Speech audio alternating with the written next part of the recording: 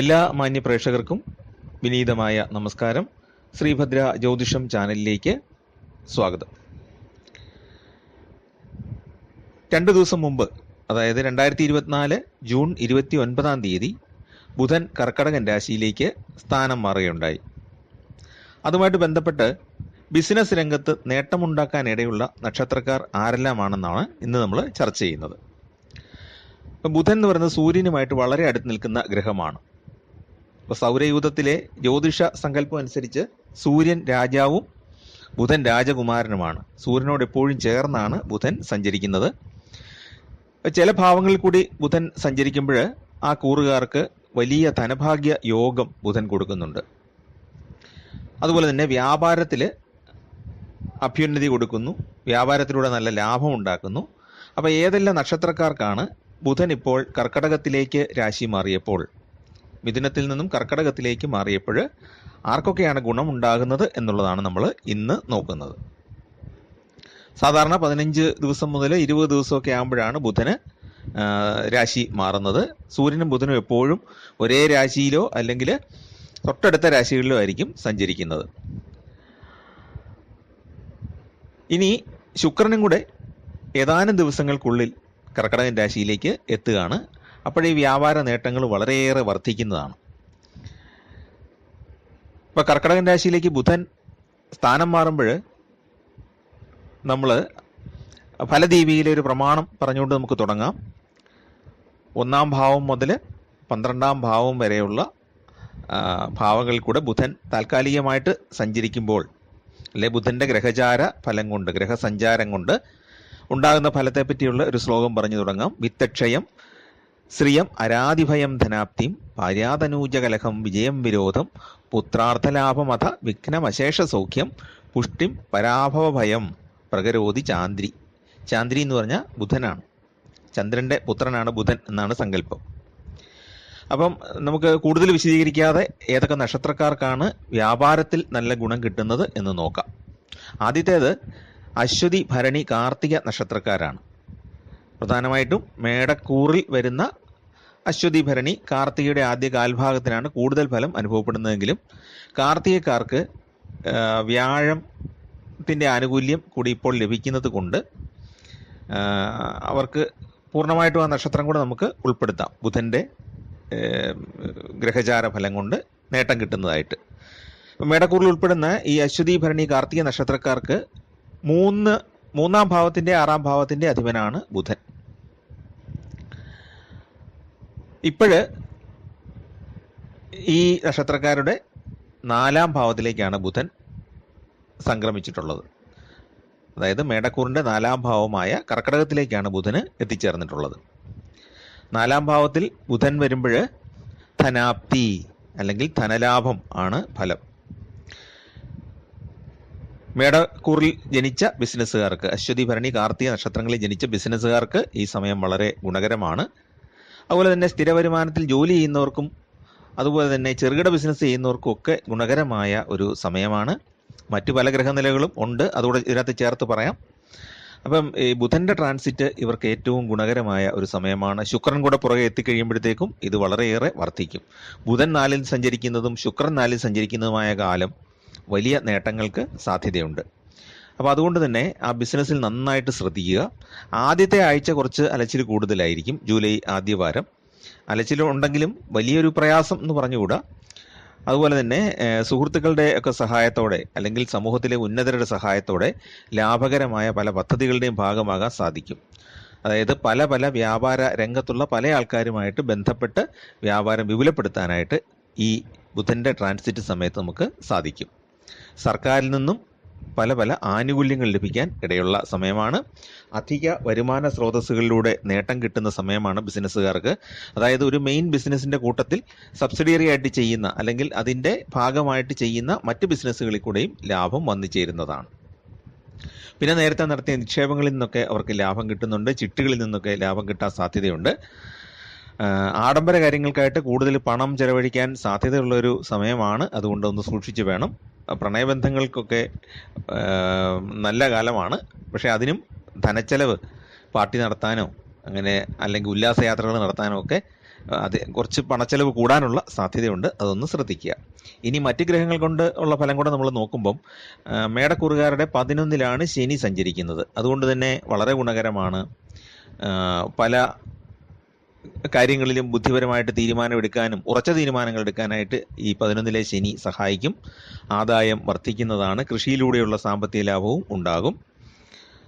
യന്ത്രങ്ങളും യന്ത്ര സാമഗ്രികളും സ്പെയർ പാർട്സ് ഒക്കെ വിൽക്കുന്നവർക്ക് നല്ല ലാഭം ഉണ്ടാക്കാൻ കഴിയുന്ന ഒരു സമയമാണ്. മറ്റ് പല ബിസിനസ്സുകളും, അതായത് ശനിയുമായിട്ട് ബന്ധപ്പെട്ടും ബുധനുമായിട്ട് ബന്ധപ്പെട്ടും ഒക്കെ ചെയ്യുന്ന പല ബിസിനസ്സുകളും ഈ സമയത്ത് വളരെ ലാഭകരമായിരിക്കും. പിന്നെ മേട രാശിയിൽ കൂടെയാണ് ചൊവ്വ ഇപ്പോൾ സഞ്ചരിക്കുന്നത്. അതും ഈ അശ്വതി ഭരണി കാർത്തിക നക്ഷത്രക്കാർക്ക് ഗുണകരമാണ്. 1-ാം ഭാവത്തിൽ ചൊവ്വ സഞ്ചരിക്കുന്നത് ദോഷകരമാണ് എന്ന് ഫലദീപികയിലൊക്കെ പറയുന്നുണ്ടെങ്കിലും ഇപ്പോൾ ഈ 1-ാം ഭാവം എന്ന് പറയുന്നത്, അതായത് അശ്വതി ഭരണി കാർത്തിക ഉൾപ്പെടുന്ന മേടക്കൂറിൻ്റെ 1-ാം ഭാവം എന്ന് പറയുന്നത് ചൊവ്വയുടെ മൂലത്രികോൺ ക്ഷേത്രമാണ്. അതുകൊണ്ട് തന്നെ ചൊവ്വ അവിടെ ഗുണങ്ങളാണ് കൂടുതലായിട്ട് ചെയ്യുന്നത്. അപ്പോൾ പല രീതിയിൽ നോക്കിയേ, മേടക്കൂറിൽപ്പെടുന്ന അശ്വതി ഭരണി കാർത്തികക്കാർക്ക് വളരെ ഗുണകരമാണ്.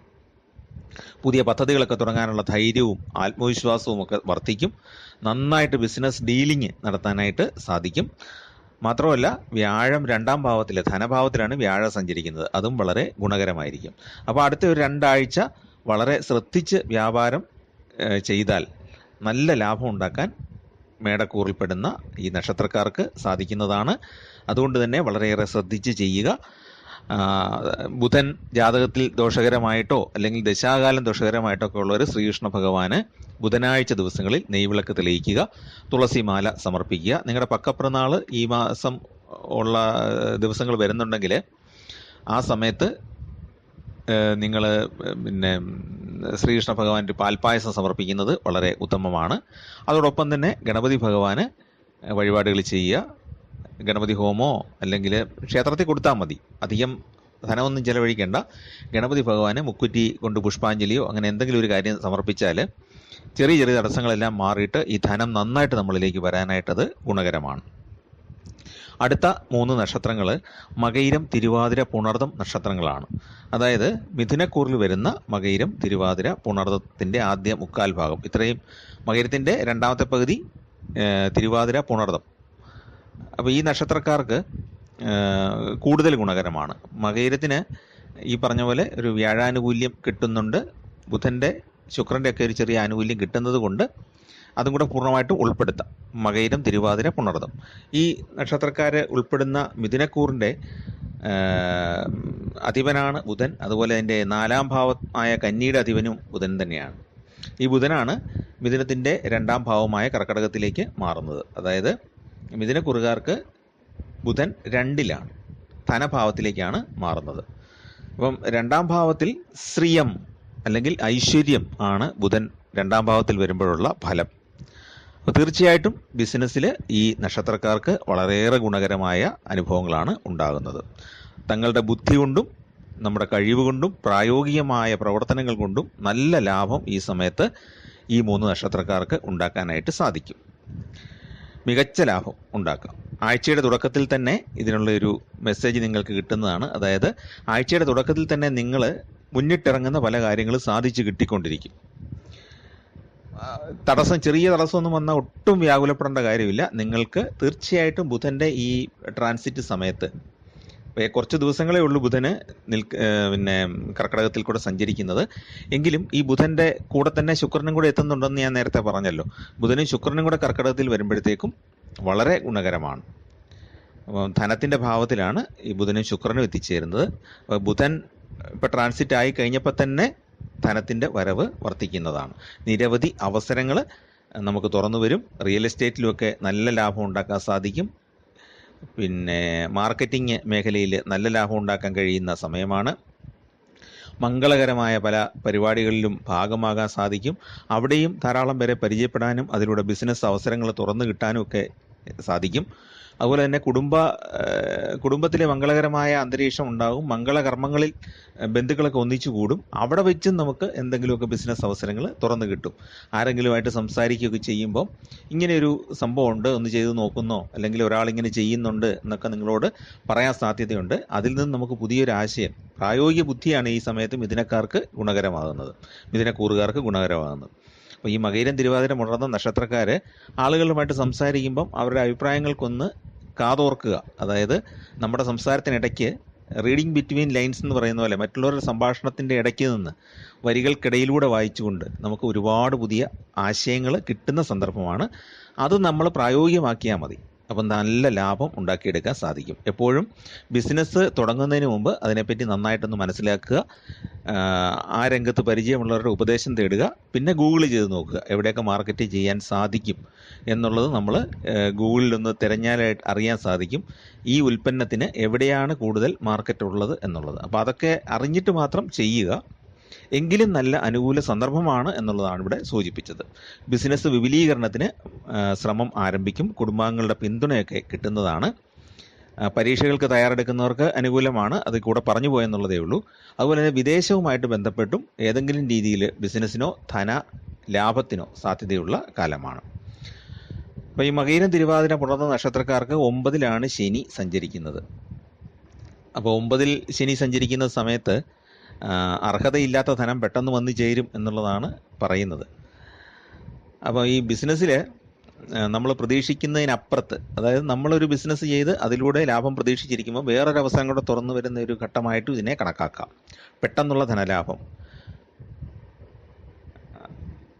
അതിനെപ്പറ്റി ഒരുപാട് വിശദീകരിച്ചു പോയാൽ വളരെ ബോറടിക്കുന്നുകൊണ്ട് പറയുന്നില്ല. എങ്കിലും പെട്ടെന്നുള്ളൊരു ധനലാഭം ശനിയുടെ സ്ഥാനം കൊണ്ട് ഉണ്ടാകും എന്ന് മനസ്സിലാക്കുക.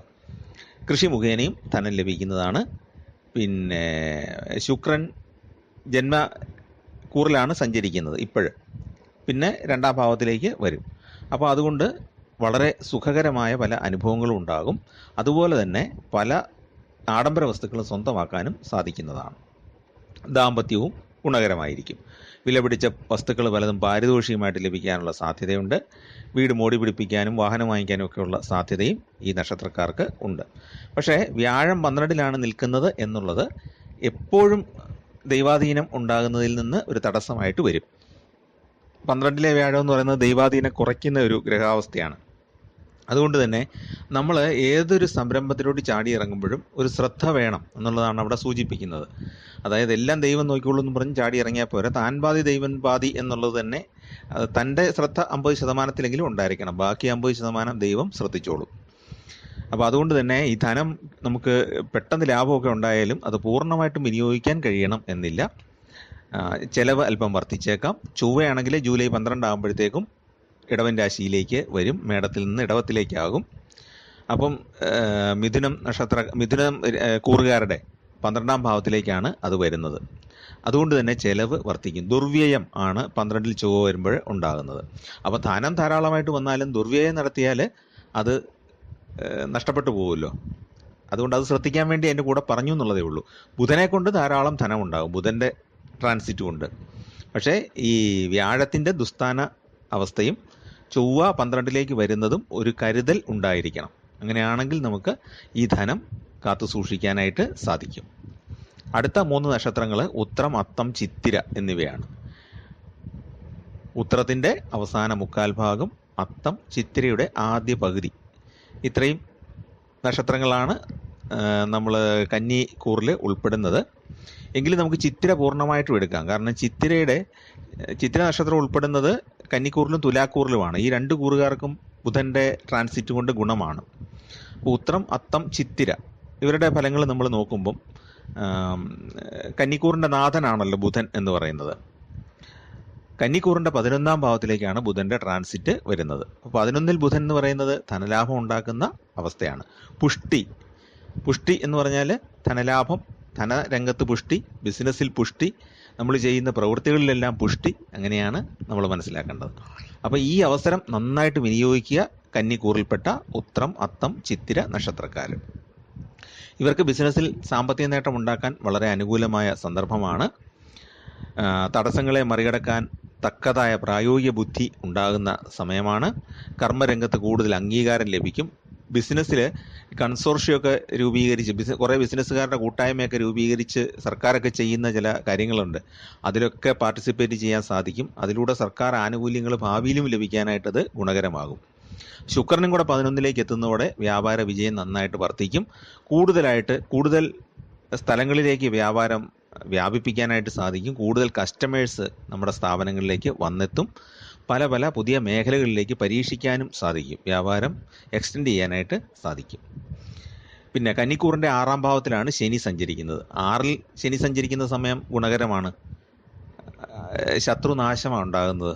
അപ്പം ബിസിനസ്സിൽ നമുക്ക് ശത്രുവായിട്ട് നിന്ന ആൾക്കാരൊക്കെ ശകലം അവരുടെ ഒരു ഡിക്ലൈൻ ഉണ്ടാകുന്ന സമയമാണ്. അവർക്ക് ഇച്ചിരി താഴ്ച ഉണ്ടാകും, നമുക്ക് ഉയർച്ചയുണ്ടാകും. ബുധനും തുടർന്ന് ശുക്രനും കന്നിക്കൂറുകാരുടെ 11ലേക്ക് വരികയും അതുപോലെ തന്നെ ഈ ശനി 6ാം ഭാവത്തിൽ സഞ്ചരിച്ചുകൊണ്ടിരിക്കുകയും ചെയ്യുന്നതുകൊണ്ട് ശത്രുക്കൾ നിഷ്പ്രഭരാകുകയും നമുക്ക് വ്യാപാര ലാഭം കൂടുകയും ചെയ്യും. അപ്പോൾ അതുകൊണ്ട് തന്നെ കടമൊക്കെ വീട്ടാനായിട്ട് സാധിക്കും. മുമ്പ് നടത്തിയ നിക്ഷേപങ്ങളിൽ നിന്ന് നല്ല ലാഭം കിട്ടുന്നതാണ്. ചിട്ടിയൊക്കെ പ്രതീക്ഷിച്ചിരിക്കുന്നവർക്ക് അത് കിട്ടാനുള്ള സാധ്യതയുണ്ട്. രോഗങ്ങൾക്ക് ശാന്തി ഉണ്ടാകും, കാര്യങ്ങളിൽ വിജയവും ഉണ്ടാകും. അപ്പോൾ ഈ ശനി 6ൽ സഞ്ചരിക്കുന്നത് ഗുണകരമാണ് ഇതിനൊക്കെ. പിന്നെ കേതു ജന്മക്കുറിയിൽ സഞ്ചരിക്കുന്ന കാലമായതുകൊണ്ട് ശാരീരികമായിട്ട് കുറച്ച് ബുദ്ധിമുട്ടൊക്കെ നേരിടേണ്ടി വന്നേക്കാം. ചൊവ്വ 8ലും 9ലുമായിട്ടാണ് അവർക്ക് സഞ്ചരിക്കുന്നത്. അതായത് മേടത്തിലും ഇടവത്തിലുമായിട്ട് ചൊവ്വ സഞ്ചരിക്കുന്ന സമയമാണ് ഈ ബുധൻ കർക്കിടകത്തിൽ നിൽക്കുന്ന കാലം. അതുകൊണ്ട് അവർക്ക് ശാരീരിക പ്രശ്നങ്ങൾ അവർക്ക് ഉണ്ടായേക്കാം. അതായത് നമ്മൾ വ്യാപാര ആവശ്യത്തിനൊക്കെ ആയിട്ട് പുറത്തു പോവുകയും ഭക്ഷണമൊക്കെ കഴിക്കുകയും ചെയ്യുമ്പോൾ ഒന്ന് ശ്രദ്ധിക്കണമെന്നുള്ളതാണ് ഉദ്ദേശിച്ചത്. വയറിനൊക്കെ അസുഖം ഉണ്ടാകാൻ സാധ്യതയുണ്ട്. ആ അസുഖം ഒഴിവാക്കാൻ വേണ്ടിയിട്ട് എന്താണ് ചെയ്യേണ്ടത്? നല്ല വൃത്തിയുള്ള സ്ഥലങ്ങളിൽ നിന്ന് മാത്രം ഫുഡ് കഴിക്കുക. അതുപോലെ തന്നെ കഴിക്കുന്ന സാധനങ്ങളൊന്ന് ശ്രദ്ധിക്കുക. വയറിനൊരു ഈസിനെസ് കിട്ടുന്ന, വയറിന് വലിയ ബുദ്ധിമുട്ടുണ്ടാക്കാത്ത വസ്തുക്കളൊക്കെ കഴിച്ചാൽ മതി. കാരണം വ്യാപാരത്തിന് വേണ്ടിയിട്ട് നന്നായിട്ട് ഓടി നടക്കേണ്ടി വരും, പക്ഷെ നല്ല ലാഭം ഉണ്ടാക്കാനും സാധിക്കും. പിന്നെ അവർ കുടുംബ ദേവതയ്ക്ക് വഴിപാടുകൾ ചെയ്യണം. ഗണപതി ഭഗവാനും ശ്രീകൃഷ്ണ ഭഗവാനും വഴിപാട് ചെയ്യുന്നത് ഏറ്റവും നല്ലതാണ്.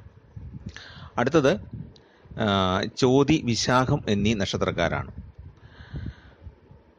അതായത് തുലാക്കൂറിൽപ്പെടുന്ന നക്ഷത്രങ്ങളാണ് ചോതിയും വിശാഖവും.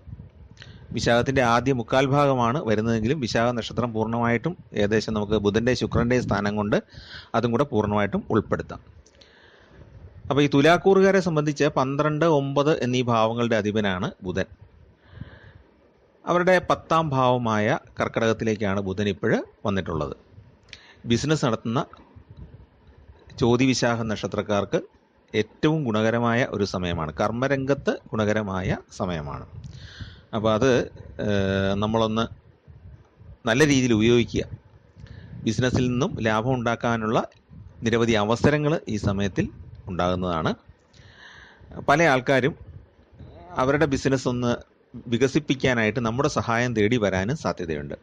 അപ്പോൾ അതിലൂടെ നമുക്ക് അതിൻ്റെ ഏജൻസിയോ അല്ലെങ്കിൽ കമ്മീഷൻ വ്യവസ്ഥയിലോ നമുക്ക് വലിയ സാമ്പത്തിക മുതൽ മുടക്കില്ലാതെ മറ്റുള്ളവരുടെ ബിസിനസ് നമ്മളിലൂടെ ചെയ്യുന്നതിലൂടെ ലാഭം ഉണ്ടാക്കാനായിട്ട് സാധിക്കും. അതുകൊണ്ട് ചോതി വിശാഖ നക്ഷത്രക്കാർ അങ്ങനെയുള്ള അവസരങ്ങളും കൂടെ ഒന്ന് തിരഞ്ഞെടുക്കുന്നത് നന്നായിരിക്കും.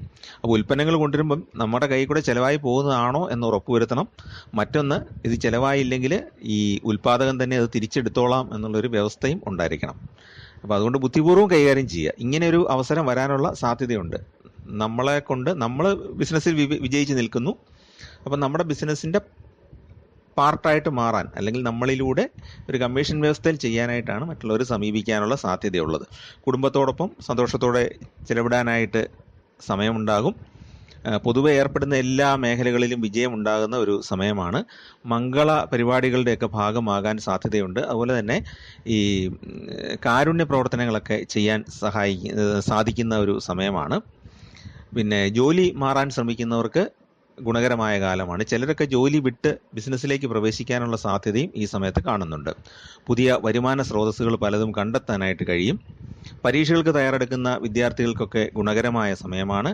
മുടങ്ങിക്കിടന്ന പല ജോലികളും പല മേഖലകളിലുള്ള വ്യാപാര കാര്യങ്ങളൊക്കെ ഈ സമയത്ത് ഏറ്റെടുത്ത് പൂർത്തിയാക്കാനായിട്ട് സാധിക്കും. ലോണുകളൊക്കെ അടച്ചു തീർക്കാൻ സാധിക്കും. സ്ത്രീകളെ സംബന്ധിച്ച് അല്പം അലച്ചിൽ കൂടുതൽ ഉള്ള സമയമായിരിക്കും. ആരോഗ്യകാര്യത്തിൽ അവർ പ്രത്യേകമായിട്ട് ശ്രദ്ധിക്കേണ്ടതാണ്. ബിസിനസ് കാര്യമായിട്ട് നമ്മൾ നോക്കുമ്പോഴത്തേക്കും ലാഭം ഉണ്ടാക്കാനുള്ള ധാരാളം അവസരങ്ങൾ അവർക്ക് തെളിഞ്ഞു വരുന്ന സമയമാണ്. പിന്നെ അവരുടെ 5ാം ഭാവത്തിലാണ് ശനി സഞ്ചരിക്കുന്നത്. അതുകൊണ്ട് തന്നെ അധികമായിട്ട് ധനം ചെലവഴിക്കാനുള്ളൊരു പ്രവണത അവർക്ക് ഉണ്ടായേക്കാം. പക്ഷേ 6ാം ഭാവത്തിൽ രാഹു സഞ്ചരിക്കുന്നത് അവർക്ക് ഗുണകരമാണ്. ഈ ചോതി വിശാഖ നക്ഷത്രക്കാർക്ക് ഗുണകരമാണ്. 6ാം ഭാവത്തിലെ രാഹു കുറച്ച് ധനം നൽകുന്ന ഒരു ഗ്രഹാവസ്ഥയാണ്. പിന്നെ ചൊവ്വ 7ലും 8ലുമായിട്ടാണ് ഈ സമയത്ത് സഞ്ചരിക്കുന്നത്. അതുകൊണ്ട് ശാരീരിക അസ്വസ്ഥത കുറച്ചൊക്കെ ഉണ്ടായേക്കാം. അല്പം ഡോക്ടറെ കാണേണ്ടതായിട്ടോ ചികിത്സിക്കേണ്ടതായിട്ടോ ഒക്കെ വന്നേക്കാം. അപ്പോൾ ശാരീരിക കാര്യങ്ങളിലൊന്നും ശ്രദ്ധിക്കുക. വലിയ രോഗങ്ങളൊന്നും വരികയില്ല കേട്ടോ. ചെറിയ ചെറിയ രോഗങ്ങളൊക്കെ വരാൻ സാധ്യതയുള്ളൂ. എങ്കിൽ പോലും ഒരല്പം തടസ്സം ഉണ്ടാക്കാൻ അതൊക്കെ കാരണമായേക്കാം. പക്ഷേ ബുധൻ നൽകുന്ന വ്യാപാര വിജയം ഇതിനൊക്കെ മുകളിലാണ്. ശുക്രനും കൂടെ അതേ രാശിയിലേക്ക് എത്തുമ്പോഴത്തേക്കും വ്യാപാര വിജയം വളരെയേറെ വർദ്ധിക്കുന്നതാണ്. അപ്പോൾ ഈ വരുന്ന ഏതാനും ആഴ്ചകൾ നല്ല രീതിയിൽ ശ്രദ്ധിച്ചാൽ ബിസിനസ് നന്നായിട്ടൊന്ന് പൊക്കിയെടുക്കാനായിട്ട് സാധിക്കും. അപ്പോൾ ഇത്രയും നക്ഷത്രക്കാരാണ് ബിസിനസ്സിൽ നല്ല ലാഭം ഉണ്ടാക്കാനായിട്ട് ബുധൻ്റെ ട്രാൻസിറ്റിനെ അടിസ്ഥാനപ്പെടുത്തി നോക്കുമ്പോൾ നല്ല ലാഭം ഉണ്ടാക്കാൻ ഇടയുള്ള നക്ഷത്രക്കാർ. ഈ ബുധനെ മാത്രം ആസ്പദമാക്കി പറഞ്ഞാൽ വേറെ കുറച്ച് നക്ഷത്രക്കാരും കൂടി ഇതിനകത്ത് വരും. പക്ഷേ അവർക്ക് ശനിയും ചൊവ്വയും ശുക്രനും അനുകൂലം അല്ലാതെ വരുന്നതുകൊണ്ടാണ് അത് ഉൾപ്പെടുത്താത്തത്. പൂർണ്ണമായിട്ടും ഗുണമായിട്ട് കണ്ട കുറച്ച് നക്ഷത്രക്കാരെ മാത്രമേ ഇതിനകത്ത് ഞാൻ ഉൾപ്പെടുത്തിയിട്ടുള്ളൂ. മറ്റ് ചാനലുകളുമായിട്ട് അതുകൊണ്ട് തന്നെ കുറച്ച് വ്യത്യാസം ഈ ഫലപ്രവചനത്തിൽ കണ്ടേക്കാം. എങ്കിലും ഗണിച്ച് കണ്ട കാര്യം ഇതിനകത്ത് ഉൾപ്പെടുത്തി എന്നുള്ളതേ ഉള്ളൂ. അപ്പോൾ നിങ്ങളുടെ അനുഭവമായിട്ട് ഇതൊന്ന് താരതമ്യപ്പെടുത്തി നോക്കുക. അപ്പോൾ ഏകദേശം ഒരു 85% 90%എങ്കിലും ഇത് കറക്റ്റായിട്ട് വരും എന്നുള്ളതാണ് എൻ്റെ ഒരു വിശ്വാസം. ചാനൽ ഇഷ്ടപ്പെട്ടെങ്കിൽ ദയവായിട്ടൊന്ന് സബ്സ്ക്രൈബ് ചെയ്യുക. അപ്പോൾ ഇതിനിടയ്ക്ക് പിന്നെ തുലാക്കൂറുകാരുടെ വഴിപാടിൻ്റെ കാര്യം പറയാൻ വിട്ടുപോയിട്ടുണ്ട്. തുലാക്കൂറുകാർ ശാസ്താവിന് വഴിപാട് ചെയ്യുക, ദേവിക്ക് വഴിപാട് ചെയ്യുക, കുടുംബ ദേവതയ്ക്കും വഴിപാട് ചെയ്യേണ്ടതാണ്. ശാസ്താവിന് നീരാഞ്ജനമോ നെയ്വിളക്കോ എന്തെങ്കിലും ഒന്ന് ചെയ്യുക. അതുപോലെ തന്നെ മഹാലക്ഷ്മിക്ക് വെള്ളിയാഴ്ച ദിവസങ്ങളിൽ വെളുത്ത പൂക്കൾ കൊണ്ട് അർച്ചന നടത്തുന്നത് ഈ സമയത്ത് ഗുണകരമാണ്, വ്യാപാര വിജയത്തിന് ഗുണമാണ്. അതുപോലെ തന്നെ ഈ ചെലവ് നന്നായിട്ടൊന്ന് കുറയ്ക്കാനും അതുകൊണ്ട് സാധിക്കുന്നതാണ്. അപ്പോൾ ചാനൽ ഇഷ്ടപ്പെട്ടെങ്കിൽ ദയവായിട്ടൊന്ന് സബ്സ്ക്രൈബ് ചെയ്യുക. നിങ്ങളുടെ സുഹൃത്തുക്കൾക്കും ബന്ധുക്കൾക്കും പരിചയക്കാർക്കൊക്കെ ഒന്ന് ഷെയർ ചെയ്ത് കൊടുക്കുക. എല്ലാവർക്കും ബുധൻ്റെ ഈ കർക്കടകത്തിലേക്കുള്ള രാശിമാറ്റം ഗുണകരമാകട്ടെ എന്ന് പ്രാർത്ഥിക്കുന്നു. എല്ലാ നക്ഷത്രക്കാർക്കും ഏറിയും കുറഞ്ഞും ഇതിൻ്റെ ഫലം അനുഭവപ്പെടും. എല്ലാവർക്കും ദൈവാനുഗ്രഹം ഉണ്ടാകട്ടെ എന്ന് പ്രത്യേകം പ്രാർത്ഥിക്കുന്നു. നിങ്ങൾക്കും നിങ്ങളുടെ കുഞ്ഞുങ്ങൾക്കും കുടുംബാംഗങ്ങൾക്കും നന്മ വരട്ടെ, ഐശ്വര്യം ഉണ്ടാകട്ടെ എന്ന് പ്രാർത്ഥിക്കുന്നു. എല്ലാവർക്കും നമസ്കാരം.